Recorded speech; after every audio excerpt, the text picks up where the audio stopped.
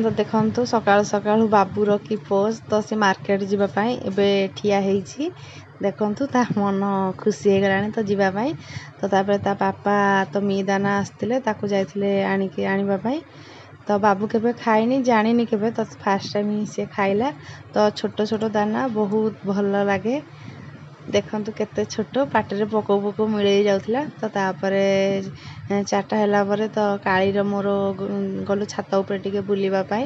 ତ କାଳି ଦେଖନ୍ତୁ ଆଗୁଆ ଯାଇକି ଗୋଟେ ଚେୟାର ଉପରେ ବସି ପଡ଼ିଥିଲା।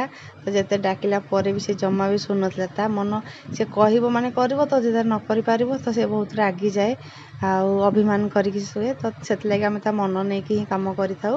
ତ ଦେଖନ୍ତୁ ରାଗିକି ଯାଇକି ଗୋଟେ ଫୁଲ କୁଣ୍ଡ ଉପରେ କେମିତି ମସ୍ତି କରୁଛି, ଟିକେ ହାଇ ମାରି ଦେଉଛି। ତ ଏଇଭଳିଆ ଆମ ଦିନଟି ତା ସାଥିରେ ହିଁ କଟିଯାଉଛି।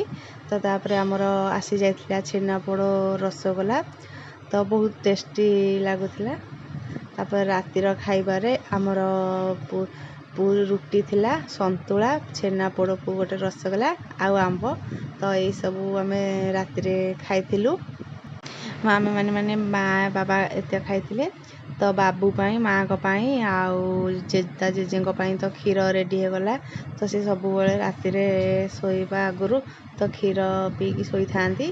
ତ ମାମୁଁ ଘରେ ଏବେ ପୂଜା ହେଉଥିଲା ହରିବଂଶ, ତ ମୁଁ ତା'ର କିଛିଟା ଭିଡ଼ିଓ ଲଗେଇ ଦେଇଛି, ତ ଆପଣମାନେ ଦେଖୁଥିବେ। ତ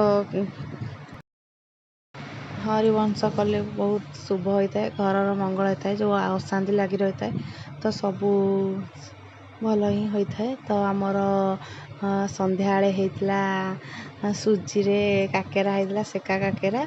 ତ ସେଥିରେ ଖାଲି ଲୁଣ, ଟିକେ ଚିନି, ତେଲ ଆଉ ପାନ ମଧୁରୀ ପକାଇକି ତାକୁ ଜନ୍ତା ହେଇଥିଲା। ତ ତା ଆଗରୁ ଟିକେ ପାମ୍ପଡ଼ ଆମେ ଖାଇଥିଲୁ, ଷ୍ଟାର୍ଟର ଟିକେ ପାମ୍ପଡ଼ ଖାଇଥିଲୁ। ତାପରେ ରାତିରେ ଖାଇଥିଲୁ ସେଇ ସୁଜି କାକେରା ଆଉ। ତ ରାତିର ଖାଦ୍ୟରେ ଆମର ହେଇଥିଲା ଆଜି ଆଳୁଦମ ହେଇଥିଲା, ଆଳୁଦମକୁ ରୁଟି ହେଇଥିଲା।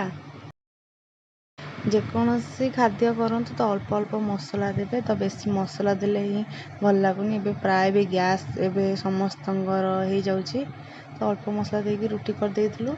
ତ ରୁଟି ଦେହ ପାଇଁ ବହୁତ ଭଲ। ଇଚ୍ଛା ହେଲେ ବେଳେବେଳେ ପୁରୀ ଖାଇବେ, ସବୁବେଳେ ବି ପୁରୀ ଆପଣମାନେ କେବେ ଖାଇବେନି। ଆଜି ପାଇଁ ରହୁଛି। ଜୟ ଶ୍ରୀ ଜଗନ୍ନାଥ।